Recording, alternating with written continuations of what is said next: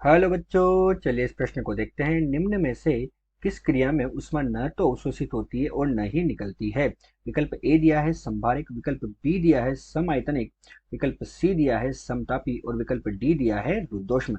तो बच्चों यहाँ पर हमें ये बताना है कि ऐसा कौन सा प्रक्रम है जिसमें ऊष्मा का न तो उत्सर्जन होता है और न ही अवशोषण होता है। तो चलिए बच्चों, सर्वप्रथम हम देखते हैं मुख्य अवधारणा। तो सबसे पहले इसमें हम क्या देखते हैं कि ऊष्मा न तो अवशोषित होती है और न ही उत्सर्जित होती है। इसका अर्थ क्या है? तो उसमें न तो उत्सर्जित होती है, न तो उत्सर्जित होती है और न ही अवशोषित, और न ही न ही अवशोषित अवशोषित। अर्थात बच्चों हमारे पास क्या होगा? इसका मतलब क्या होगा? अर्थात ऊष्मा में परिवर्तन, अर्थात ऊष्मा में ऊष्मा में ऊष्मा में परिवर्तन बच्चों कितना होगा हमारे पास? ऊष्मा में परिवर्तन डेल्टा क्यू का मान हमारे पास 0 के बराबर होना चाहिए। इसका अर्थ ये होता है, अर्थात ऊष्मा का न तो वो उत्सर्जन हो रहा है, नहीं अवशोषण हो रहा है। तो ये डेल्टा क्यू का मान हमारे पास 0 होना चाहिए। अब इसमें बच्चों हम देखते हैं कि हमारे पास जो समआयतनिक प्रक्रम होते हैं उनमें क्या होता है। तो हम सबसे पहले बात करते हैं समआयतनिक। जो समआयतनिक प्रक्रम होते हैं बच्चों, जैसा हम नाम से देखते हैं कि समआयतनिक प्रक्रम जो होता है उसमें हमारे पास बच्चों आयतन नियत होता है, ऊष्मा का मान नियत नहीं होता है। तो समआयतनिक प्रक्रम में तो हमारे पास आयतन नियत होता है। समदाबीय प्रक्रम जो होते हैं, उन समदाबीय प्रक्रमों में, जैसे हम नाम से इसमें भी देख सकते हैं कि समदाबीय प्रक्रम जो होता है बच्चों, उसमें हमारे पास दाब पी का मान हमारे पास वी, आयतन जो होता है बच्चों यहाँ पर ये नियत होता है। इसी प्रकार इसमें हमारे पास जो पी दाब का मान होता है ये हमारे पास क्या होता है? यहाँ पर नियत होता है।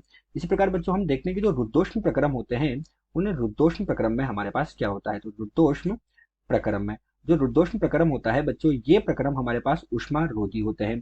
तो रुद्धोष्म प्रक्रम जो है ये हमारे पास कैसे प्रक्रम है बच्चों? ऊष्मा रोधी प्रक्रम है। अर्थात इनमें हमारे पास ऊष्मा का मान नियत होता है। अर्थात यहाँ पर क्या होगा? ऊष्मा क्यू का मान हमारे पास नियत होगा। तो ये ऊष्मा रोधी होते हैं तथा यहाँ क्यू का मान नियत होता है। और बच्चों यहाँ संभारिक के बारे में कहा गया है। तो संभारिक तो बच्चों हमारे पास एक तत्व के वे परमाणु होते हैं जिनमें हमारे पास परमाणु क्रमांक जेड का मान तो क्या होता है? परमाणु क्रमांक जेड जो होता है ये हमारे पास क्या होते हैं? भिन्न होते हैं। तथा परमाणु द्रव्यमान संख्या ए का मान समान होता है, तो ये बच्चों हमारे पास इस प्रश्न की मुख्य उदाहरण है। चलिए बच्चों, अब हम प्रश्न को हल करते हैं। तो प्रश्न का अब हम लिख रहे हैं हल। तो हम सबसे पहले देखते हैं कि ऊष्मा का न तो अवशोषण हो रहा है न उत्सर्जन हो रहा है। अर्थात हम क्या लिखेंगे बच्चों?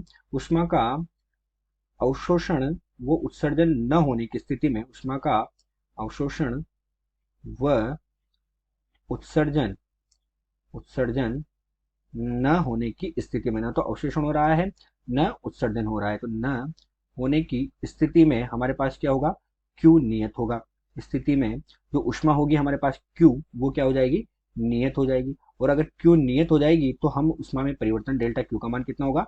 शून्य होगा। तो ये बच्चों हमारे पास किस स्थिति में हो रहा है? ये हमारे पास हो रहा है रुद्धोष्म प्रक्रम में। तो डेल्टा क्यू का मान 0 हमारे पास कहाँ होता है बच्चों? रुद्धोष्म प्रक्रम में, क्योंकि वो ऊष्मारोधी प्रक्रम है। एक तरह से न तो ऊष्मा का अवशोषण होगा न उत्सर्जन होगा। अतः दिया गया जो प्रश्न है, इस दिए गए प्रश्न में ऊष्मा का अवशोषण और उत्सर्जन नहीं होता है। ये प्रक्रम है हमारे पास विकल्प डी, रुद्धोष्म प्रक्रम। आशा करते हैं दिया हुआ प्रश्न आपको समझ आया होगा। धन्यवाद।